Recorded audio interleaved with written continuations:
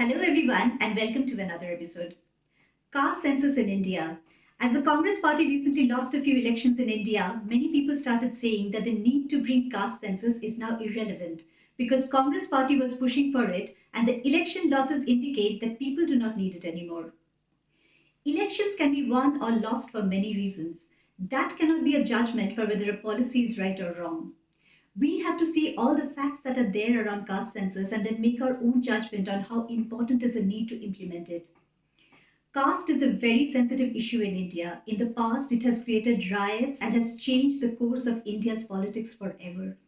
In this episode, I'll try to bring to light number one, why is caste reservations important at all? Number two, some shocking reasons on why the current reservation system is majorly flawed and will never completely uplift backward castes if it continues this way. Number three, some shocking reasons on why these flaws existed for so long. And number four, why caste census is required to plug these flaws to create a meaningful upliftment for backward castes if we at all want a day in future when reservations would not be required at all. Now, firstly, let us take a look at what the Indian government currently does for backward castes. Backward castes are given reservations in three places. Number one, student seats in government funded education institutions like IITs, IIMs, or state or central universities, etc.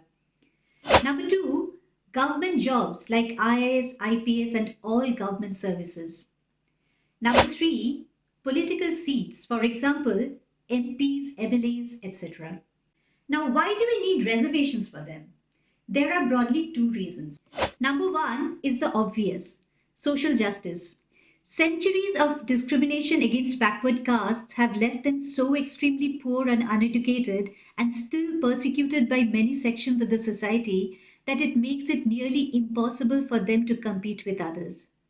As a result, they continue to stay in a cycle of extreme poverty, uneducatedness, unemployment, and being oppressed forever. If state policies help them get an elite education, a well paying job, or get elected in politics through reservation of seats, one person getting out of that poverty can create a dream situation for their entire family, sometimes entire extended family and their neighbors forever. But this is just one reason. The other very important reason is this. Reason two is it is absolutely essential for India's economic progress. Why is it absolutely essential for India's economic progress? The reason is this. The backward castes in India, scheduled castes SC, scheduled tribes ST, and other backward castes OBC, together have a population of 74%. Recent Bihar caste census shows 36% of this population belong to extremely backward castes who are in abject conditions. If this data represents India, 36% of India, that is the extreme backward caste population, is way more than the entire population of America. If we do not uplift them, this huge population will bring enormous loss to India's economy because just as the government is now giving free rations to 81 crore people, such huge expense of welfare will continue, while this majority of India's population will not be allowed to contribute to the country's economy.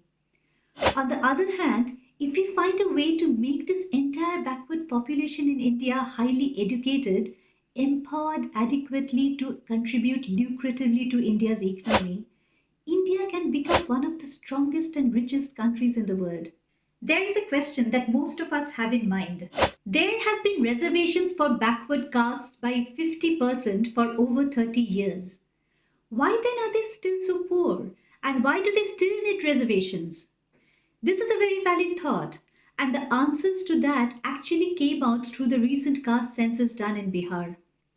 Let us take a look at a shocking data which would show how the current system will never be able to uplift all backward castes. The total number of people in backward castes in India is 74%. This consists of 22% scheduled castes, 10% scheduled tribes, and another 2 2,633 backward castes in India. This 2,633 backward castes make up to 42% of India's population.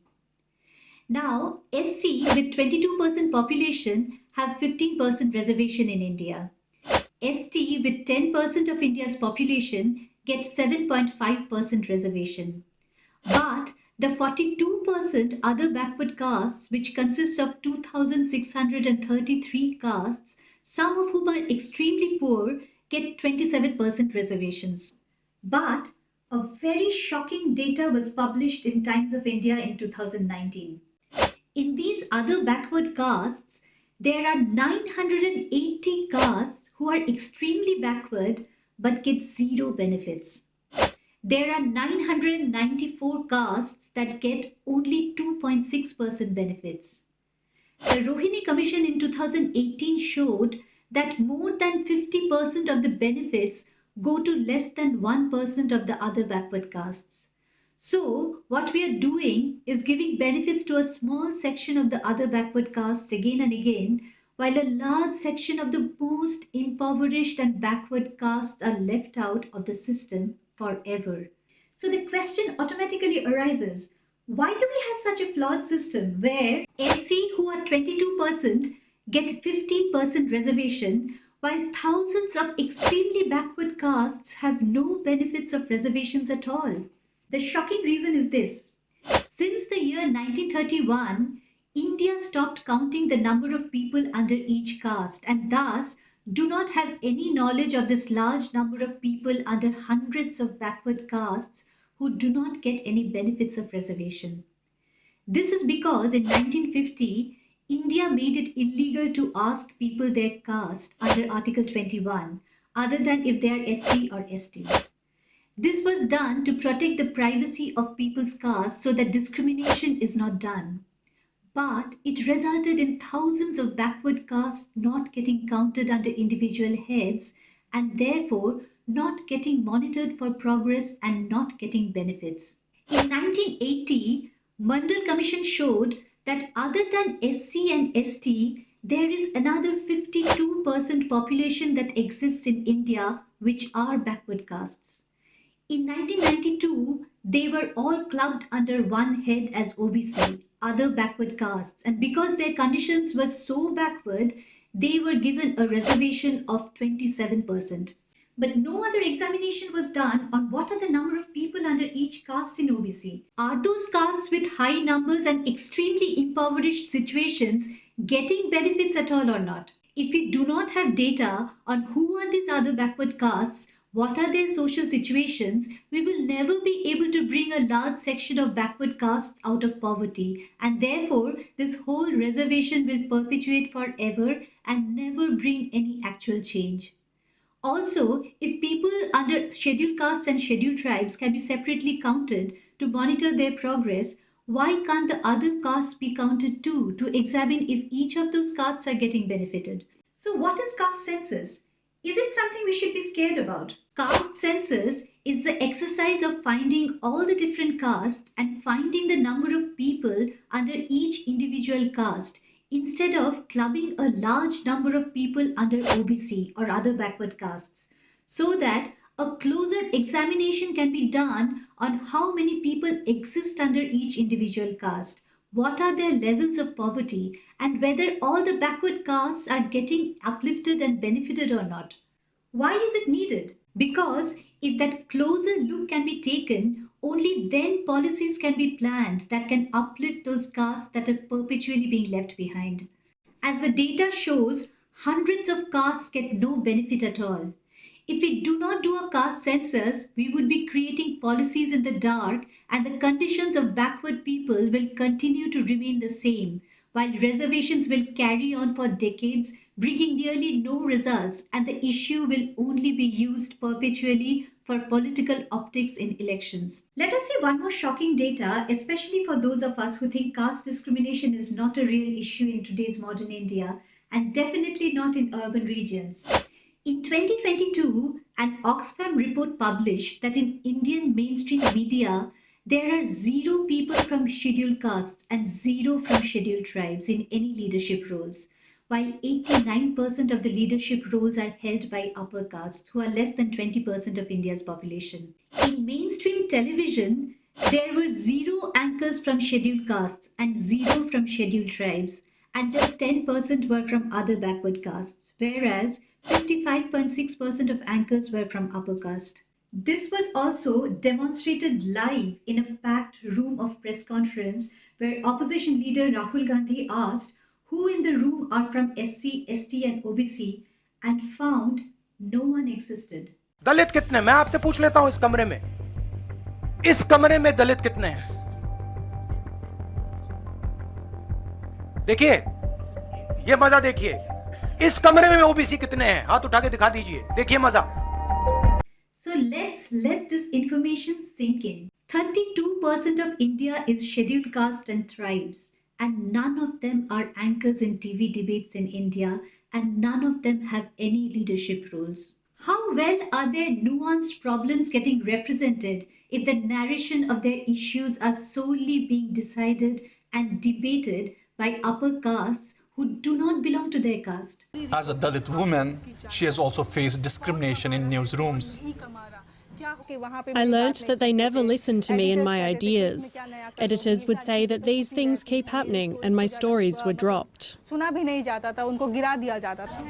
So she decided to start her own news outlet focused on Dalits. I understand their suffering. Dalits face discrimination everywhere, socially, in academia and in the job market. I can expose these stories. It is not possible that the 74% of India from backward castes lack any merit for which their representation is so less. The reason is that there is a discrimination that still exists, even in the upper elite regions in the society, perhaps in a way that we do not know, which has resulted in this. Here is another bit of data. Government jobs in India have reservations for backward castes, but data shows that people from all backward castes are almost absent in the top jobs of government services, that is, at the central government secretariat level. An article in print in 2019 showed that among the 89 secretaries to the central government, there is just one person from SC, 3 from ST, and 0 from other backward castes. Among the 93 additional secretaries to the central government ministries, there are just 6 people from SC, 5 from ST, and 0 from OBC. This data was compiled by the Ministry of Personnel, Public Grievance and Pensions. SC, ST, OBC together is 74% of India. They actually represent India, yet their presence in the top positions of the government is hardly there, and they are not the decision makers. The data shows that people from backward castes are mostly concentrated at the lowest tiers of central services and find very little success in the elite higher tiers of bureaucracy. And that shows there must be something wrong in the policies in place that such a huge discrimination is still perpetuating in the current modern times.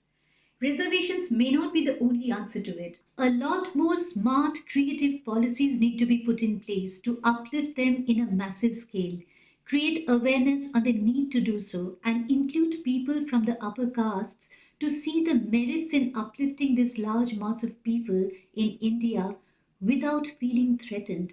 But most importantly, to make any change, we need to know the number of people who exist under each head and their conditions. To make any meaningful plan or monitor if the policies in place are working at all. Caste census must be done and continued regularly so that the data can help understand the impact of any policy or how they can be tweaked to make things better. Doing a caste census is collecting data. It is like doing an inspection of a problem. What treatment will be done based on it can be a separate debate. But not doing a caste census is like not doing diagnostics of a sickness and doing a blind treatment on it, and ultimately letting the problem exist forever. India cannot carry on its journey into any wholesome progress if it does not address 74% of its population. If this 74% is uplifted, especially the 36% of them who are in abject poverty, They can contribute lucratively to India's economy, and their contribution can generate welfare for the entire country for all castes. It can make India a much greater economic success, and that would benefit people from both the upper castes and the lower castes. Do let me know your thoughts on the topic in the comment section below. And as always, do like, subscribe, and share the video if you like it. And do take a sneak peek at the other videos in my channel too. See you in the next episode.